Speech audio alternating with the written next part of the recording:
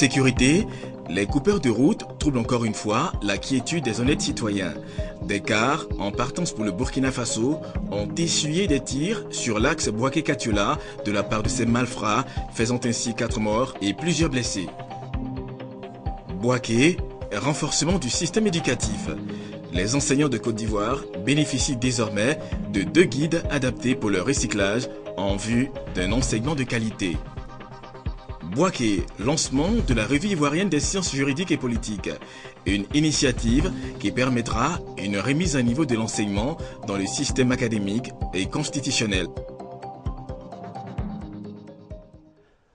Bonsoir à toutes, bonsoir à tous, bienvenue dans cette édition. Actualité oblige, nous ouvrons ce journal par des notes pas très gaies.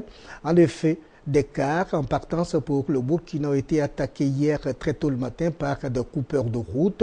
Le bilan fait état de 4 morts, de 6 blessés et d'importants dégâts matériels. C'était hier très tôt le matin entre Bouaké et Katiola. Âmes sensibles, s'abstenir. Un corbillard avec à son bord 4 corps, dont celui d'un élément d'escorte des forces républicaines de Côte d'Ivoire. Des blessés par balles recevant des soins au CHR de Katiola. Des cars criblés de balles et inondés de sang. Des passagers encore sous l'émotion, assis à même le sol. Voilà le triste tableau de l'assaut d'une vingtaine de coupeurs de route armés qui ont frappé très tôt ce samedi aux environs de 6 heures du matin sur l'axe Bouaké-Katiola, 2 km après le village de Touro, avant de s'évaporer dans la nature. Le chauffeur d'un des cars blessés par balle explique les circonstances du drame. Moi, je suis rentré au milieu d'eux maintenant. J'attends derrière, par devant, tout partout maintenant. Ils sont presque 20 personnes. Tous est armés. Regardez. Voilà. J'entends de arroger seulement. Avec l'aide des sapeurs-pompiers militaires de Bouaké, les blessés ont pu être pris en charge au CHR de Katiola. Pour l'heure, selon le personnel soignant, ils sont hors de danger. En tout cas, à l'urgence, on peut dire que ça a été dans l'ensemble levé. Avec cette nouvelle attaque, la lutte contre le grand banditisme sur nos routes est loin d'être gagnée. Les fêtes de fin d'année approchent à grands pas. Une riposte des forces conventionnelles est souhaitée pour permettre aux populations de circuler partout en Côte d'Ivoire sans avoir à déplorer des victimes. Information plus digeste à présent, le monde juridique de la Côte d'Ivoire se dote désormais d'une nouvelle publication, la revue ivoirienne des sciences juridiques et politiques. Le lancement de cette revue a eu lieu à l'université Alassane Ouattara, c'est ici même à Bouaké, et c'était en présence du président du Conseil constitutionnel, Vanga Vaudier Francis. Le reportage de Kader Sogodogo. Bouaké accueille une personnalité de marque, le professeur Francis Romain Vanga-Vaudier, président du Conseil constitutionnel. L'hôte du jour se rend à l'université Alassane Ouattara pour prendre part au lancement officiel de la revue ivoirienne des sciences juridiques et politiques. C'est donc un amphithéâtre surchauffé qui a salué l'arrivée de l'homme de droit. Au pupitre, plusieurs intervenants vont relever la qualité et le prestige du président du Conseil constitutionnel, à la suite desquels une conférence avec pour thème le rôle du Conseil constitutionnel ivoirien se tient. Le professeur Francis Vaudier, dans une démarche claire et méthodique, est revenu sur la mission de cette institution chère à la Côte d'Ivoire. La Côte d'Ivoire est une société, mais elle est un État. Et un État est un ensemble d'éléments de fait. Ces éléments de fait doivent être organisés pour donner effectivement naissance à l'entité juridique qu'est l'État. Et l'État devient un sujet de droit qui repose sur l'acte de naissance qu'est la Constitution.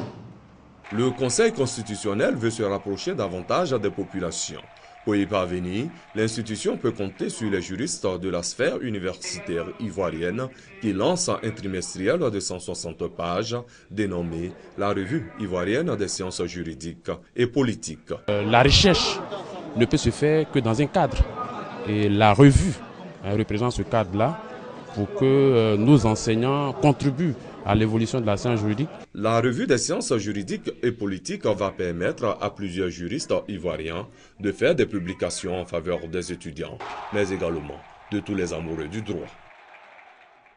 Et toujours à l'université, le club japonais Yukokurabu de l'université Alassane Ouattara est désormais équipé pour l'apprentissage de la langue japonaise. L'association des anciens stagiaires ivoiriens du Japon, en collaboration avec l'agence japonaise de coopération internationale, a donc offert du matériel informatique et didactique à ce club, ce dont vise à inculquer la rigueur dans le travail et l'intérêt collectif aux Ivoiriens, des valeurs qui ont permis au Japon de se développer. Le travail, l'éradication de la tricherie, l'humilité et l'intérêt collectif sont des valeurs qui ont contribué au développement économique et social du Japon. L'Association des anciens stagiaires ivoiriens du Japon, en collaboration avec l'Agence japonaise de coopération internationale, ASIJICA, veut promouvoir ces valeurs en Côte d'Ivoire. La promotion des valeurs culturelles japonaises passe par l'apprentissage de la langue nippone. À l'université Alassane Ouattara, le club japonais Yukokurabu s'est inscrit dans cette dynamique depuis 2012. Getsuyobi, Kayobi, Suyobi, Mokuyobi, Kinyobi, Doyobi, Nikiyobi. Pour aider ce club à atteindre ses objectifs, l'Association des anciens stagiaires ivoiriens du Japon, en collaboration avec l'Agence japonaise de coopération internationale ASIJICA, vient de faire un don au club. Le don est composé d'un ordinateur complet, d'une imprimante, d'un lot de livres d'apprentissage de la langue japonaise et d'une connexion Internet d'un an. Notre but, c'est d'installer des clubs amis du Japon. Le Japon est un modèle. Nous pensons que si nous installons ces clubs du primaire, du secondaire, des universités, ils peuvent déjà apprendre un certain nombre d'éléments culturels du Japon qui peuvent servir de modèles.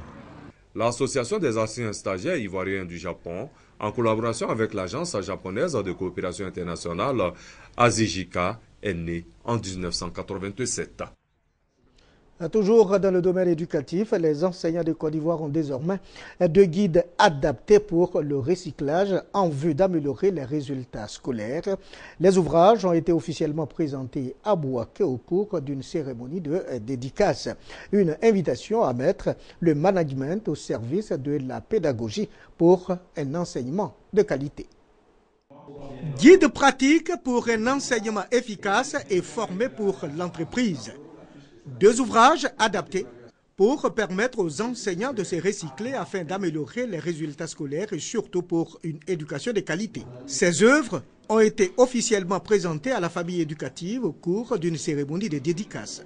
L'auteur des livres, Charles Zokosebe, inspecteur général de l'enseignement technique, a animé une conférence sur le thème « Management et pédagogie ». Le conférencier a rappelé au corps enseignant que la pédagogie sans management est un enseignement vain. Pour lui, le meilleur enseignant est celui qui met le management au service de la pédagogie. Sans profil réel de manager, l'enseignant est voué à une agitation pédagogique en lieu et place d'une animation pédagogique. Donc pour être efficace dans son travail au quotidien, le formateur se doit d'avoir un profil de manager. Et donc management et pédagogie sont les deux faces de la même pièce, et donc sont complémentaires. Les différents intervenants se sont félicités de la publication de ces ouvrages qui constituent le fondement d'un enseignement de qualité. Un enseignement qui permet aux apprenants de mieux cerner les enseignements dispensés. L'écrivain Charles Zokosebe n'est pas à sa première publication. L'inspecteur général de l'enseignement technique a déjà écrit plusieurs œuvres sur la pédagogie. La mairie de Bouaké vient de soulager de nombreux parents d'élèves en offrant 1000 bons de prise en charge scolaire aux étudiants et élèves de la commune au titre des actions sociales au profit des populations. La mairie et la famille éducative ont demandé donc aux apprenants de redoubler d'efforts afin d'améliorer les résultats scolaires. 1000 bons de prise en charge scolaire d'une valeur de 40 millions de francs CFA ont été remis aux élèves et étudiants de la commune de Bouaké. Le don est de la mairie de Bouaké. Ce don vise à soutenir les élèves et étudiants des parents à revenus faibles et surtout à inciter les apprenants à améliorer leurs résultats scolaires. Les bons de prise en charge ont été officiellement remis aux bénéficiaires. Le maire de la commune de Bouaké s'est engagé à faire de l'éducation un pilier essentiel du développement de sa commune. Nicolas Youssouf Djibo a exhorté les bénéficiaires à redoubler d'efforts dans le travail. La famille éducative, en recevant le don, a exprimé sa gratitude aux donateurs tout en souhaitant que les années à venir, le don soit fait en début de rentrée des classes pour le bonheur des apprenants. Les bénéficiaires ont pris l'engagement de travailler afin de mériter la confiance du maire. Pour l'année scolaire écoulée, ce sont 20 millions de bons qui ont été distribués. Outre les bons de prise en charge, des kits scolaires ont également été remis aux enfants des écoles maternelles de la commune. Les enseignants de l'inspection de l'enseignement primaire de Bouaké-Gonfreville se sont engagés à travailler pour l'amélioration des résultats scolaires. Cette volonté a été exprimée au cours d'une soirée initiée par le chef de cette circonscription administrative. L'inspectrice de Bouaké-Gonfreville a exhorté les enseignants à tourner le dos au mot qui mine l'école ivoirienne, notamment les grossesses en milieu scolaire et la tricherie. Le reportage de Sokro Corona Blaise Mamadou est commenté par Chris Larsen. Soirée d'échange et de convivialité entre les enseignants et le personnel administratif de l'inspection de l'enseignement primaire de Bouaké-Gonfreville en vue d'améliorer les résultats scolaires. L'initiative est de l'inspectrice de cette IEP qui veut créer une familiarité et surtout exhorter ses collaborateurs à faire de l'excellence leur credo. Adiko Gilberte a donc invité les enseignants de son inspection à s'inscrire dans la vision de la ministre Kandia Camara, une vision qui compte faire de l'école ivoirienne la plus performante d'Afrique et une éducation de qualité.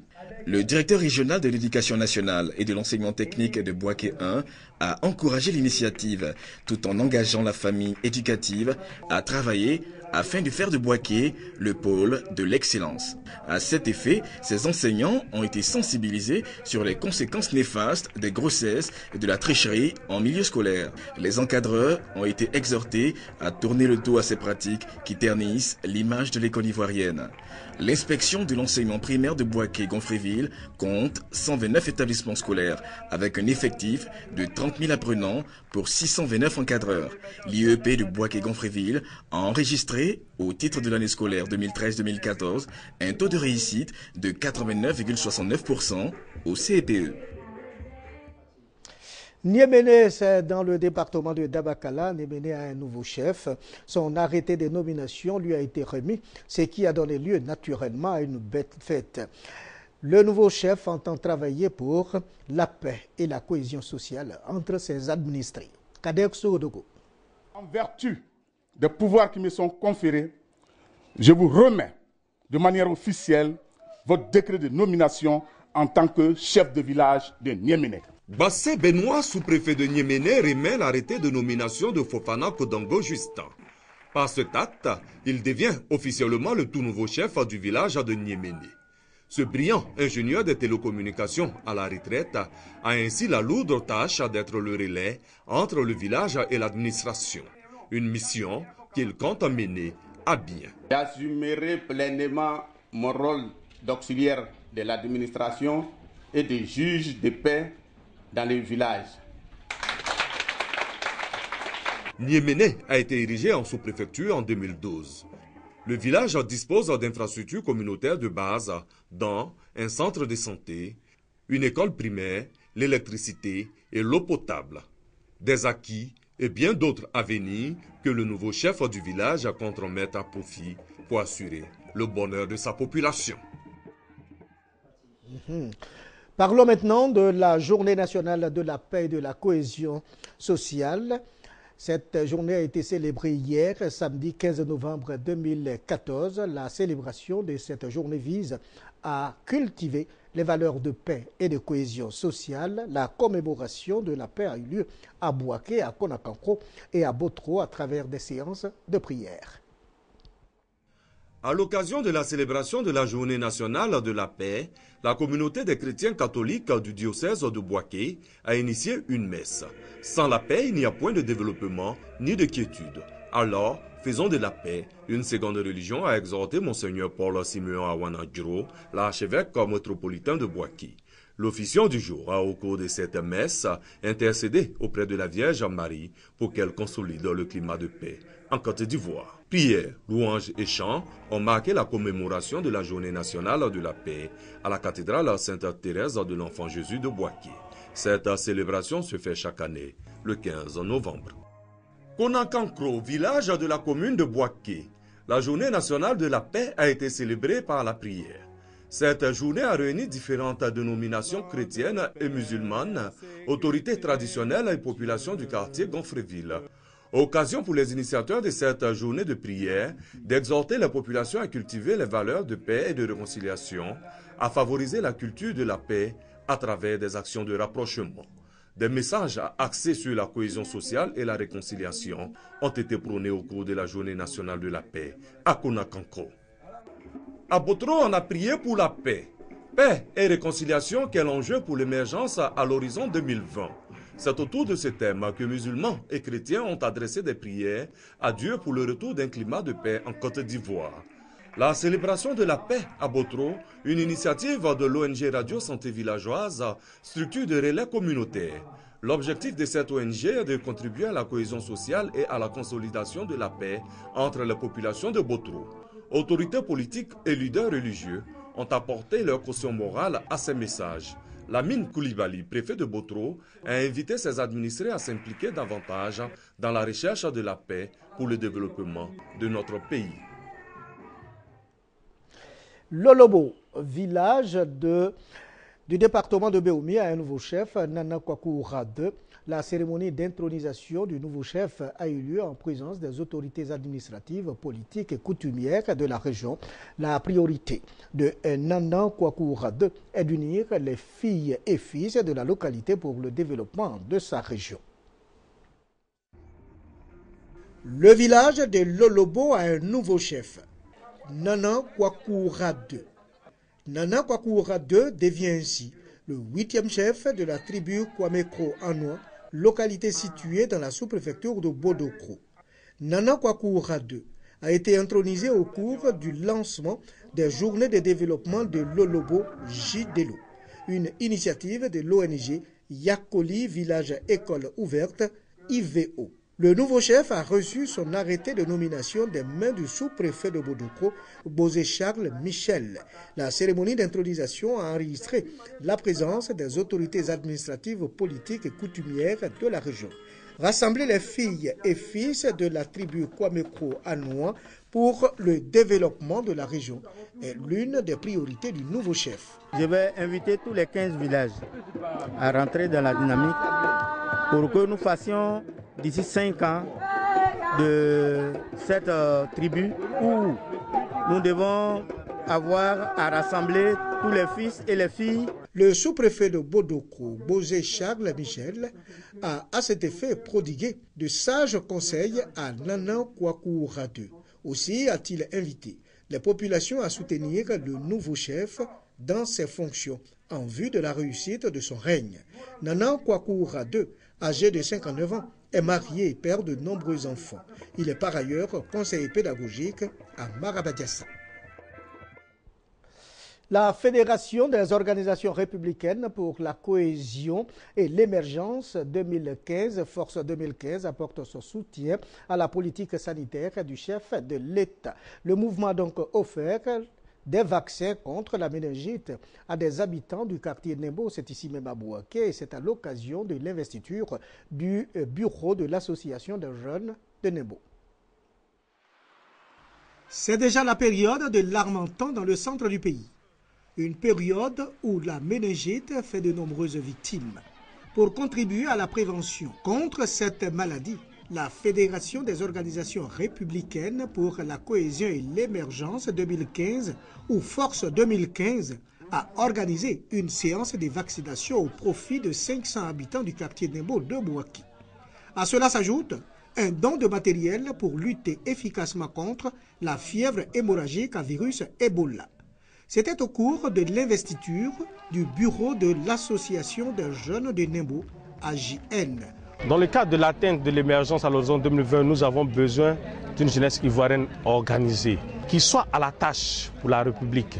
L'important, c'est d'avoir une population en bonne santé, qui soit capable de s'investir et d'investir dans ce développement-là. C'est pour cela que nous avons offert ces doses de vaccins. Le nouveau président de l'association des jeunes de Nembo, Dagba Chapuzé-Franck, s'est réjoui de cette action sociale de la Force 2015. Outre le président de l'AJN, les élus et cadres de Bouaké, dont l'ancien maire et secrétaire général adjoint du RDR, Fanny Ibrahima, ont salué l'action de la Force 2015 et invité les jeunes de Nembo à s'inscrire résolument dans la politique de développement de la Côte d'Ivoire pour une nation prospère et pour le bonheur de tous. Le mess mixte de la 3e région militaire de Bouaké a abrité la cérémonie d'accueil des pèlerins militaires et paramilitaires du Hajj 2014. Ils sont au nombre de 7. L'initiative a bénéficié du soutien du COSIM. À cette occasion, des bénédictions ont été faites pour la stabilité en Côte d'Ivoire. Ouattara Amadou, reportage, commentaire Kader Sogodogo. 7 pèlerins du Hajj 2014 issus des corps militaires et paramilitaires de Bouaké ont initié une séance de prière au profit des autorités de la région de Béké. L'initiative religieuse a aussi pour objectif le renforcement de la cohésion entre les frères d'âme. La cérémonie, qui a eu pour cadre le mess mixte de la 3e région militaire, a bénéficié de l'appui du COSIM. À cette occasion, des bénédictions ont été faites pour la stabilité et la paix en Côte d'Ivoire. On a prié pour la Côte d'Ivoire, on a prié pour le président de la République, on a prié pour les soldats et pour les chefs de corps. Parce qu'il faut que la Côte d'Ivoire soit protégée par Allah subhanahu wa ta'ala. Et que Dieu ait la même mise même sur la Côte d'Ivoire. Lorsqu'on parle de ces pèlerins, il y a eu certains du GSPM, du GINI, des FRC, des gendarmes. C'est-à-dire que déjà, au niveau même de cette organisation, nous avons une certaine cohésion au niveau des frères d'armes. C'est un signe fort pour dire qu'en Côte d'Ivoire, la religion ne doit pas diviser, la religion doit nous rassembler. Depuis 2012, ce sont 10 militaires et paramilitaires qui ont pu effectuer le pèlerinage à la Mecque, 5e pilier de l'islam. C'est la fin de cette édition. Vous pouvez revoir ce journal sur la page internet www.rti.ci ou sur la page Facebook www.facebook.com/RTI Bouaké. Merci de nous avoir suivis. Bonne suite de programme sur la chaîne de la Nouvelle Vision et à très bientôt.